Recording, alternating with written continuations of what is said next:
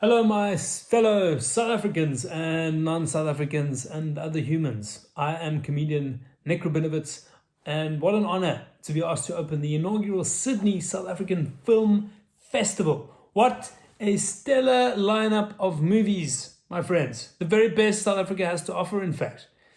And you may think, since I've been stuck inside for the last several weeks in lockdown with three small children, I've basically been self-isolating in my bathroom. And you might be wondering, Nick, how did you find the time to watch all of the films in the program? And I didn't, guys, I didn't. But I am not going to let that stop me from giving each one of those films a highly complimentary and completely accurate review, starting with the first movie in the program. I'm looking at the program right now. The movie is called Beyond Moving. This film, my friends, is not just moving. It is more than moving. It is beyond moving. It starts off with this guy, right? And then he does a ballet. And then he gets really good at that ballet move. And then he goes beyond that ballet move. And then he's in Canada. I'm pretty sure the Canadians kidnapped him, but you have to read between the lines. I think he was a victim of what they call a pirouette scheme. Anyway, he gets to Canada and he doesn't feel well for quite a long time, and he thinks maybe it's jet lag initially, but then it's a month later and it can't be jet lag, and eventually he realizes he's just cold, and then he goes home.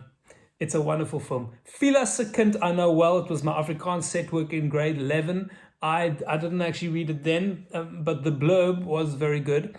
The story is basically about Fila, who is a person. And say the kind in Afrikaans, that means she has a child. Okay, a kind. Anyway, the kind is also a person, and then they go to live in the bos, in the forest in Niceland. They look after wild elephants, but the elephants are Afrikaans speaking, so instead of going, they go.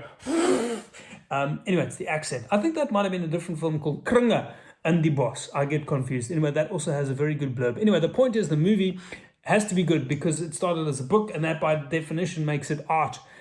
And I love it when they turn books into movies. Like, some of my favorites, Spider-Man, Batman, Superman, all of them started out as books. And The Hunger Games. This is actually a lot like The Hunger Games, but with less death and more cooking and possibly elephants. That's Fila se kind. Then there's Flatland. What a movie. Flatland starts off and you're like, yo, that land is flat, eh? Is it the Free State? Probably. But there's a twist because you think you see a mountain, but then in the big reveal, it's actually just an optical illusion and the land is still flat. It's also a Western. It's billed as a Western, but I think they mean a middle because the western parts of South Africa are actually quite hilly. If you think like the Namakoland, Raktersveld, Kobakeveld, places like those. Then there's a movie called How to Steal a Country, which is almost like the latest James Bond film because there's this villain again, and he's got this great villain laugh. It's like, and he looks like the kind of guy who would even have a villain lair, an evil villain lair called something like Evilton or Nkandla. Anyway, so this guy, he's basically like, I have all these sharks and lasers and an evil villain lair, but you know what I don't have? A country. So he almost steals one right out from under the noses of the people who actually live there, and they don't even notice until somebody says, hey Oaks, this used to be a country. And then James Bond, and he's different from the Brother Bond, this is James Bond, he goes off to try and get the country back, and we're still waiting to see if he succeeds. Hopefully that will be part 2. Then there's a documentary called The Last Victims about a former member of South Africa's infamous death squad, the C1 counterinsurgency. I can't come up with jokes about apartheid era murders, so I won't. But a great documentary, Buddha in Africa, another documentary. This movie has everything. Everything. Fat little deities, orphans, a kid who wants to fight like Jackie Chan, an awesome fight sequence on top of a train, I assume. Actually, it's a thoughtful, heartwarming documentary about displacement and identity, but sometimes I just feel awkward about my feelings, so I deflect with humor. That being said, there should have been a fight sequence in this documentary. I think most documentaries would be better off with at least one action scene. That's just my 2 cents on documentaries. Knuckle City. Speaking of fights, imagine if you had a fight club and then it got so big it was a whole city filled with knuckles. Knuckle City. This film is not about that, but wouldn't that be a cool film? This epic film was actually South Africa's official submission for the Oscars. And I'm not sure if this is despite being filmed in the Eastern Cape or because of it. Johnny Clegg, the White Zulu.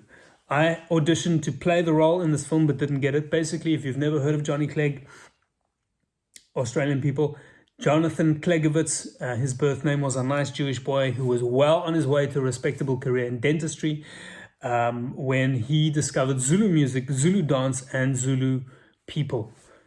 Actually, he didn't technically discover Zulu people. They were already here first, but you guys know what I mean. Anyway, once he discovered that, he was the rarest of Jews, one who could actually sing, dance, and look good in a loincloth.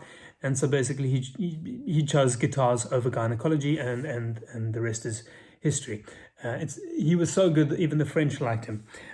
Johnny Clegg, one of our finest South African exports, right up there with Uitspun oranges and Omar Rusks and Rugby Gears and Iboka and stuff like that. He even went on to get a doctorate, which his mother admitted was almost as good as being an actual doctor. Back of the Moon. Little known fact, in 1969, South Africa had a space race of our own, but because we're in the southern hemisphere, our rocket landed on the back of the moon instead of the front where all the cameras were pointed at. And then we were left to chill on the back end of the moon with no Americans watching. And so our astronauts set up a moon camp called Sophiatown, where they played a lot of jazz and also did some crimes and fell in love. But the Americans didn't like having to share the moon, so they sent police-tronauts to the backside of the moon to break up the Sophiatown moon base, and jazz was never heard on the moon again ever since. This is the explosive expose that NASA doesn't want you to see. Ladies and gentlemen, those are the extraordinary films on this film festival. I think we should really acknowledge the organizers for putting this together, an unbelievable program for bringing top-class, homegrown, world-class South African films to Australia for hungry, homesick, not just South Africans, but non-South Africans as well. And what a great job you're doing. Nourishing, uplifting, inspiring, enlightening even, maybe a combination of all of those for the viewers. And so we say thank you in these challenging and deeply uncertain times for this film festival. Finally, I'd like to end off with a praise poem from Nelson Mandela's inauguration in 1994. It's by the praise poet Zolani Mkiva, and it goes like this. Samagweni, nina balukutula, nani babulidingisweni, sani sigalela, siani bulela, sianamkela kazandla shushu, halala khole hlahla, halala matiba dalibunga Nelson Mandela halala. Yam, yam. Yam. I officially open the Sydney South African Film Festival. Thank you for watching. Please be kind to yourself, be kind to others, stay connected, and spread the love. Viva South Africa. Good night. Goodbye.